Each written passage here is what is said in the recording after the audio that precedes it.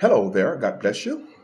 This is Willie Johnson, licensed clinical social worker in the wonderful city of Las Vegas.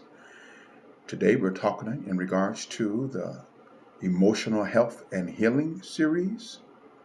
Today's topic is in regards to anxiety or secondary personality of anxiety.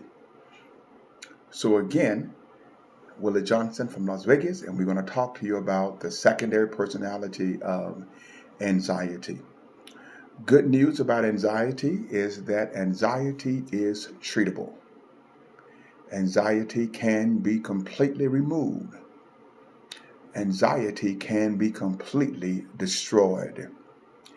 In this session, I'm not going to teach as to how to cope with anxiety. I'm not going to teach how to manage anxiety. I'm not going to teach how to deal with anxiety. Good morning. I'm going to teach as to how to completely fight and destroy anxiety. I want you to look at anxiety as an enemy. I want you to look at anxiety as a person without a body or a person with the body that is trying to harm you.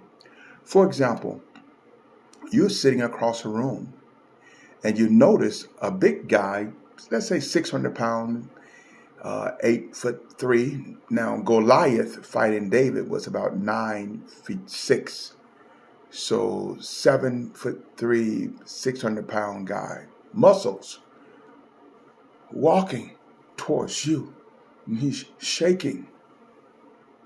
And you see him coming towards you. He approached you, get right in your face. What will you say to him? You know what you're going to say to him? What's wrong with you? Step back. I don't know you. Or let's say, for example, your 6-year-old daughter is going to the first grade. She did homeschooling for preschool and a kindergarten, but now she's going to public school or parochial school in the first grade. She's 6 years old. And you and your spouse are there, excited. She's excited. She's looking forward to going to the first grade, looking forward to meeting new students and meeting friends and all that good stuff. And you and the spouse is excited. Y'all standing by the flagpole. And you said, baby, make sure you meet us right here at the flagpole at the end of the day. 2:40, we'll be right here standing for you at the flagpole. And you all arrive early, 2:30. You're standing by the flagpole and you're just looking at each other in the eyes. You're looking at your spouse, your husband, your wife in the eyes, and you're excited. Our little one is in the first grade. She's so excited. You're all excited. And now you see your little one coming, and you all are just happy. You're waving, but instead of her waving back, she's holding another little girl's hand. She's holding another first grader's hand as they're walking towards you. But you also notice she is moving, and she's moving in a certain way. And as she's moving like that, she's holding the little girl's hand, and both of them moving like that. They're both shaking like that. And so what happened, she get to you and she said, Mom, can my friend Anxiety stay the night with us? Mom, can Anxiety, Dad, can Anxiety? And she's holding, the little girl's name is Anxiety. She's holding Anxiety's hand. Mom, Dad, can Anxiety stay the night with us? What are you going to tell her? You know what you're going to tell her? You're going to tell her, no. Anxiety cannot stay the night with us. She cannot stay the night with you. And as a matter of fact, let Anxiety hands loose. Let her loose. Drop her hand. Now Anxiety is a 6-year-old child. You're going to tell Anxiety to get away from your daughter. You're going to tell Anxiety to get away from your child. God bless you there, McDonald's. I'm glad you know my mom, my brothers, my sister. Brothers and sister, God bless you. Love you. Amen. You're going to tell Anxiety to get away from your daughter. Anxiety is not a friend. Anxiety is not trustworthy. I want you to view Anxiety as a 300-pound, 600-pound 7'6", pure muscle, angry, and guy coming towards you, or girl coming towards you, you're going to avoid them with all of your might. You're going to do everything in your power to get away from that person. I want you to resist that person. Anxiety is not your friend. You know what's interesting also about anxiety? This was also interesting about anxiety. Anxiety, first of all, can't kill you. When anxiety has a grip to you, it feels like you're going to die. It feels like it's going to wipe you out of this world, but it's not. We're going to talk about the causes of anxiety. Anxiety cannot kill you. We're going to talk about the causes and the treatment of anxiety. I want you to understand this. Anxiety is a lie. Anxiety is a deceiver. I want you to understand this. Anxiety, like other secondary emotions or secondary personalities, they all wait for a crisis. They all wait for something negative or bad to happen, or anxiety want to make you think something negative or bad is going to happen, and it enters your mind. See, anxiety is the thought of something bad or unfortunate that is going to happen. And once that thought enter your mind, once you let it enter and once you begin to think on it, that's what creates anxiety. Anxiety can develop into a full-blown panic attack. It could develop into a full-blown panic attack. Now I'm going to say this. I want you to understand what I'm saying. Anxiety is a choice. The thought that comes to your mind, it's up to you to receive it and think on it. It's up to you. The thought that comes to your mind, it's up to you to receive it and think on it. You know, back in the day, back in Mississippi Greenwood, they used to tell me that a bird, you can't stop a bird from flying over your head. They said you can't stop a bird from flying over your head. But they did say you can stop that bird from building a nest in your head.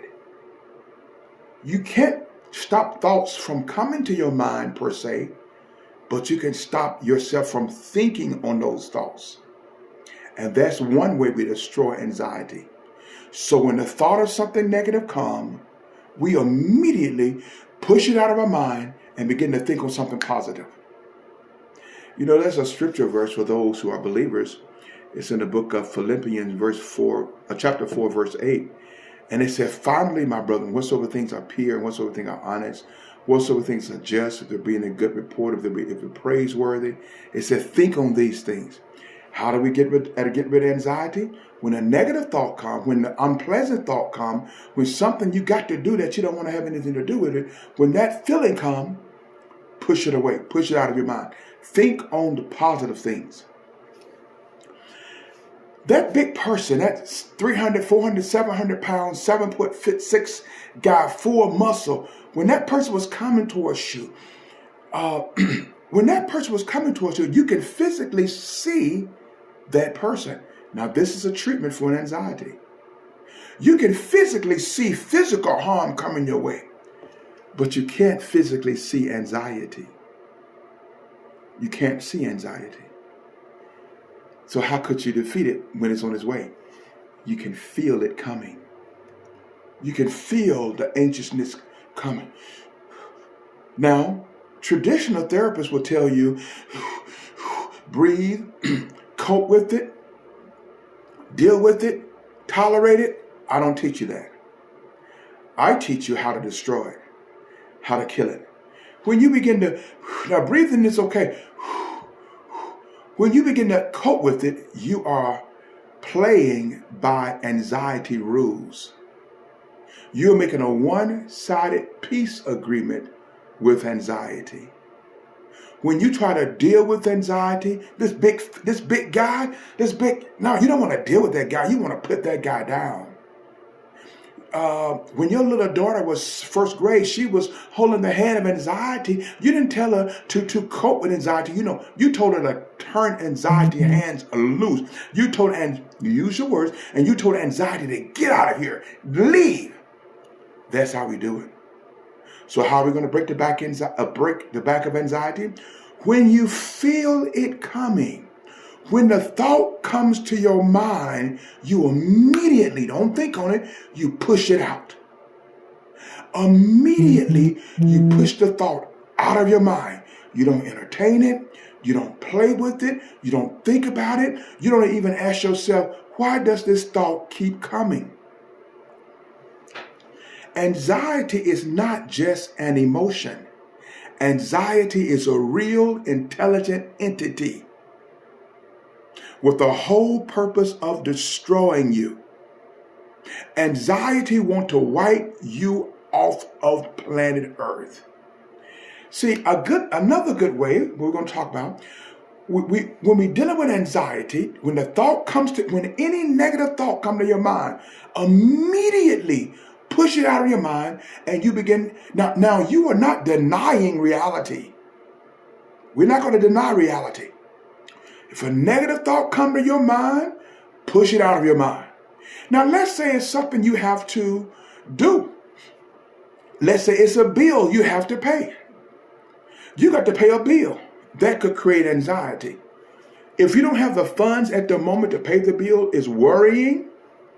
Anxiety is getting nervous. It's getting anxious. Going to do you any good? Is it going to do you any physical good? None whatsoever. So the moment you realize I got to pay a bill, if the bill collector calls, I'm getting anxious. No, don't get nervous. Answer the phone. This is another treatment for getting rid of anxiety. Don't be afraid to pick up the phone and answer the phone. What are they going to do? What's the worst they can do? You owe us some money. That's the worst. That can't hurt you. Answer the phone. I don't have the funds right now to pay you, but I will pay you as soon as I can. Have a nice day. I love you. God bless you. Bye. Hang up the phone. Hang up the phone. Hang up the phone. Should you feel bad? Absolutely not. You have real opposition in life. Its goal is to completely kill you. You have real non-physical opposition in life. Its goal is to completely destroy you.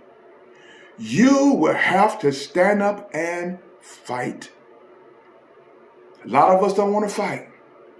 Our problem are not with physical beings. Our problem is with non-material, emotional, spirit beings. Those are our problems. And anxiety is not a joke. So, when anxiety comes to mind, when a negative thought comes to mind, immediately push the thought out. If you see a bump on your hand, you think it could be something dangerous, don't let anxiety come in. Don't let it talk to you. Don't let it talk to you. You are worrying about something that never happened. Again, do not make a one-sided peace agreement with anxiety. Don't make a one-sided peace agreement with the depression, fear, anger. Don't make a one-sided peace agreement with any of those things. You write the terms. Anxiety, watch this here. Tell anxiety, this is my body. Tell anxiety, this is my mind. Tell anxiety, I control my emotions. I control my moods. This is my body. This is my mind. I'm in control of me. It's called self-control. Anxiety does not own you. Anxiety is not in you. How do you know? Because you can feel it when it's coming. You can feel anxiety when it's and the moment you feel it, don't let it in. Don't try to cope with it. Use your words. You see that big old guy coming towards you, shaking, you're going to before he even get close to you, you tell him this, you point your finger and say, step back. Get out of here. I don't know you. Use your words. And when you feel anxiety coming, he's not there yet, tell it to leave. I have a client in my practice. He's about in his mid-20s now. He's, as a 5-year-old, 6-year-old, he saw his mom and dad do drugs. He didn't know what drugs were, but he saw them do drugs. And he noticed whenever they did that, what they were doing, they began to act very weird. They began to become very destructive. And so whenever he see them do it, he correlated what was going to happen afterwards. He realized when they did this, this always happened. This negative thing always happened. Whenever they did this, this negative thing always happened. So he developed anxiety at an early age, between 5 and 6 years old. Between 5 and 6 years old. See, these secondary personalities do not care who you are, how old you are, your sex, your gender. They do not care anything about that. They want to destroy you. So between the age of 5 and 6, he saw his parents doing drugs. And whenever they did drugs, they began to act very weird. And as a consequence, whenever they would do drugs, he knew something wicked or weird was going to happen, and he became anxious. He lived with anxiety for over 20 years. He became my patient a few months ago. And guess what happened? I began to teach him these methods as to why he became anxious. He saw a crisis, an emotional conflict. Anxiety came. Depression came. Why depression come? Because he thought there was no way out. I'm living with this situation. His mom, unfortunately, eventually committed suicide. And I'm teaching him how to deal with that. A crisis. That was a crisis. Because that crisis occurred, now here come depression. Did you want me to come in? Sadness come in. Sadness is a natural response to a crisis. But depression, so you want me to come in? Want me to come? And most people say yes, they accept depression. Not knowingly, but you don't have to receive it. When sadness comes, you don't have to come. Sadness, depression, you don't have to come. I'm going to deal with this joyfully. That's your choice. That's your body. That's your mind. You don't have to get upset. Somebody curse you, you don't have to get upset. You choose to get upset. You don't have to get angry. You choose to get angry. You don't have to get angry. And this is the thing. It's not you. Anger is not you. Anger is its own. Depression is its own. Anxiety is its own individual person. A non-physical being. And guess what they want to do? They need a physical body to manifest themselves through. They want to use your body. Anger wants to use your body. Anxiety wants to use your body for no good intention. They are destructive. So this young man now, when I see him, I see him once a week. I said, "How you doing?" I said, "How's anxiety coming?" He said, "I feel it coming. Whenever it comes, I tell it. I use my words to get back, get out from me, leave." And I said, "What does it do?" He said, "It leaves." My God! He said, when anxiety comes, he said he can feel it when it's coming. Now that's beautiful. He said he feel it when it's coming. And when he feel it, he doesn't let it get a hold to him.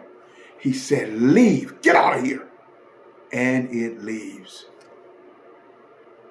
I had another, one of my first clients, an older lady, probably in her late 60s, dealing with depression, clinical depression, serious depression. I told her to do the same thing. When you feel, see, you can't see depression like you can see a big physical threat, but you can feel depression.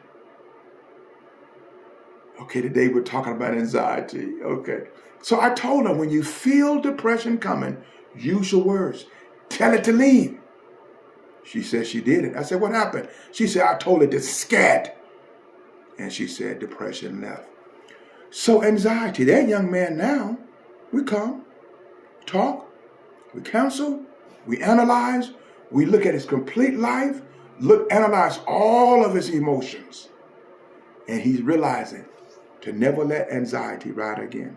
Again, keep in mind, do not make a one-sided peace agreement with anxiety.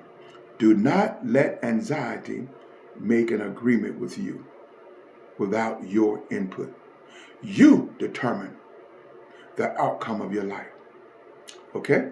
So again, treatment to anxiety, how do we do it? When the negative thought come to your mind, you push that thought out immediately. Do not entertain it. Do not play with it. When a negative feeling comes to you, use your words. Speak to that feeling. Get off of me. Sometimes we say, something came all over me. You're right. It was a secondary personality. It was a secondary emotion. It was a non-physical entity that wants to control you. You're right. Something came all over you. That's your body. You have control over you. Do not be afraid. Here goes something else I want you to understand. Anxiety will lie to you. The 4 stages of emotional health and healing: love everybody, forgive everybody, respect everybody, be kind to everybody. The 4 stages of emotional health and healing.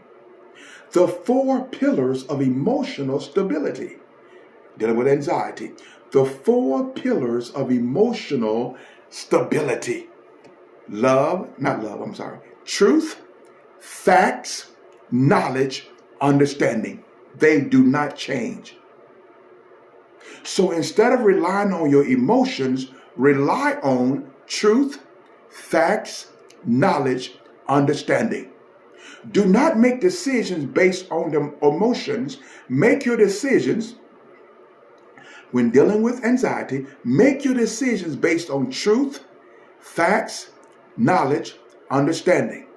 Now, anxiety is clever. Anxiety is an intelligence. These secondary emotions, they're not just feelings, they are intelligence.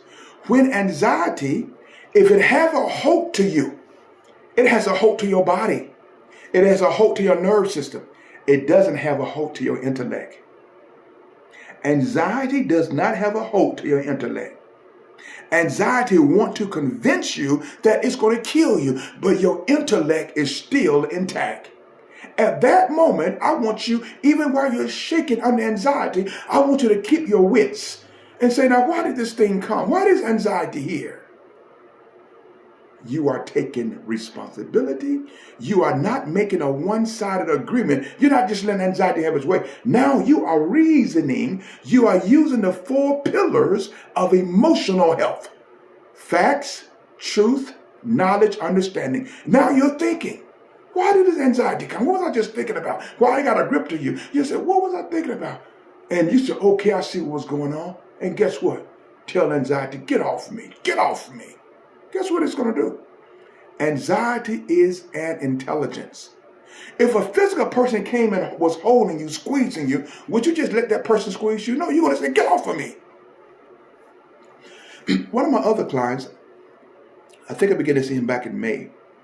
This is the one, he the one came up with the phrase, don't make a one-sided agreement with anxiety.